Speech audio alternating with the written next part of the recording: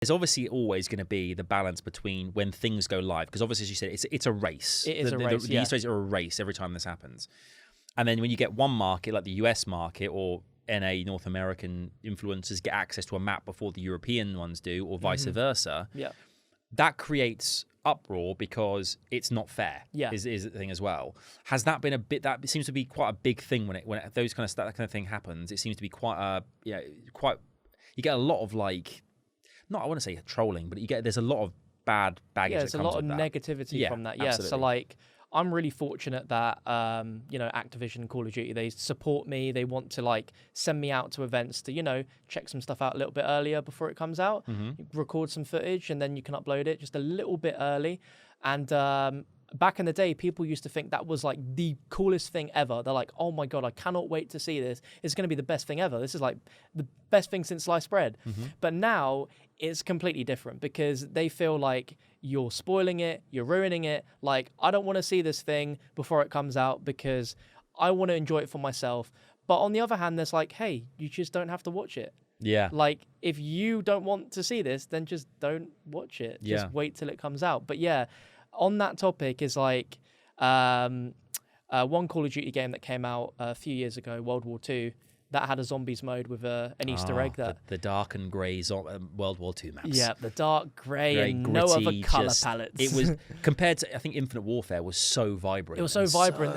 Zombies in Spaceland was amazing. Yeah, it's like such a big contrast. It's like you've got this like theme park with all these neon colours and giant like, aliens. It was just so goofy. David Hasselhoff on the decks. It was amazing. It was amazing. Yeah, and then you go to that, and what happened there is we got the game a little bit early.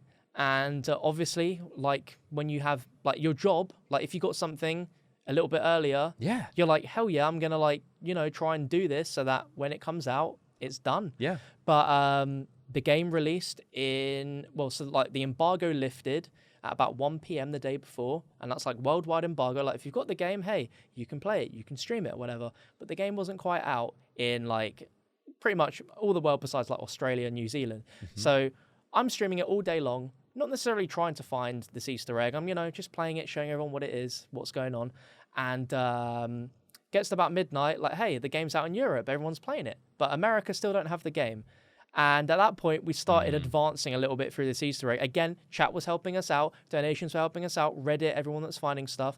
But yeah, we solved it about an hour before it came out in North America. Which obviously for those, it's like, trying to like put it in an analogy that's a bit more simplified is like there's a movie that's come out, like say Star Wars, like we get Star Wars like a day before, and it's like, yeah, our job is to talk about it, but they've got a like version that has more stuff, and we got more stuff as well, but we're talking about the new stuff before they get it. And it's basically like the spoiling the end of anything. Like it's like saying, let's look at the Sixth Sense analogy. Yeah, it's like saying, oh. And by the way, if you haven't seen The Sixth Sense, you listen to the podcast now. A, where have you been for the last 20 years? Exactly. And B, Bruce Willis is a ghost. I don't care. That's a spoiler that you're allowed to say now. Yeah, of course. I still wouldn't feel comfortable saying The Rise of Skywalker ending, like the new Star Wars. But for that particular Sixth Sense analogy, fine. Yeah, it's been 20 years. Yeah. But I guess you're right. If there's a spoiler where it's like, this is a thing, you're kind of saying, this is how it ends. Before you've even played it. Before you've played it, you're gonna be furious, basically. So, and when that happened, I guess what I learned from that was that I have a massive responsibility, and that I need to always have a constant sort of thought process that some people might not want to see this so soon, and to sort of change the way that I approach it. You solve the Easter egg before everybody else does, then, and then with that. There's got to be like an inevitable backlash from that. There's got to be a lot of hate, and then but you're in this paradox where it's like, right, I'm a YouTuber who makes zombie content, who wants to be first in the world to release something, and I've got this stuff going. I've got it all that I need. However, it is going to get people a little bit fiery because they've not even got access to this thing yet, and I've showed them it. And you can totally say, I guess, that if you don't want to see a spoiler, don't watch the video. Don't watch it, but it's a new zombies video. Yeah. And you want to see what's coming. It's the internet. It's inevitable. You can't ignore it. So did you get, I guess you weren't kind of like, doxed or spat on in the street, but there must have been some kind of a virtual version, Okay. more or less. So obviously we use Reddit and Twitter, and there was like posts being made about me which were completely false, trying to like out me as like this absolute villain that with very weird ways managed to find out how to do this, and he didn't find it out using like logic. He was told how to do it. Kind of like you were a cheater. Yeah, I cheated, and I knew exactly how to do every part of it, and I was just holding off for as long as possible until someone else done it. So then I would come in at the last minute and complete it and look like I'd done it. But that was absolutely not the case whatsoever. But it got so bad that I didn't upload for a good... Well, I mean, it was interesting because I was in the mindset right, I've got to just take a break from everything. Mm-hmm. I won't post any videos. I won't go on social media because it's a literal fire pit right now. It must be playing tricks with your mind as well. Yeah. You must be it must hurt. I know it's just trolls online saying things, but it must get to you as well. Oh, it got to me massively. I was questioning, should I even continue doing this? Is this even worth it if this is the reaction I'm going to get? Wow, mate, that's wild. I looked at it with a level head, and I'm like, right, okay. The amount of people that watch my videos compared to how many people go on Reddit threads is 1%.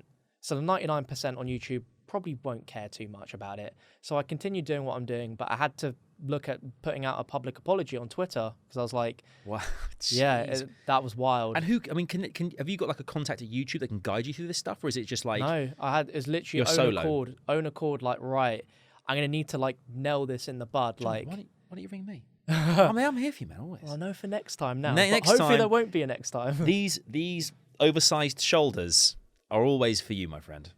I can't say no to nothing like that, Adam. What can I say? What can I say? Carry on, sorry.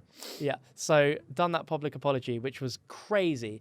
Great response. And it's just like anything on the internet. It's something happens, and the next week, people have forgotten about it. Yeah. And now it's they're completely forgotten about it. No one really knows. But a learning curve. But from that, Call of Duty were right, okay, going forwards, if you play any zombies map early, the Easter eggs are disabled.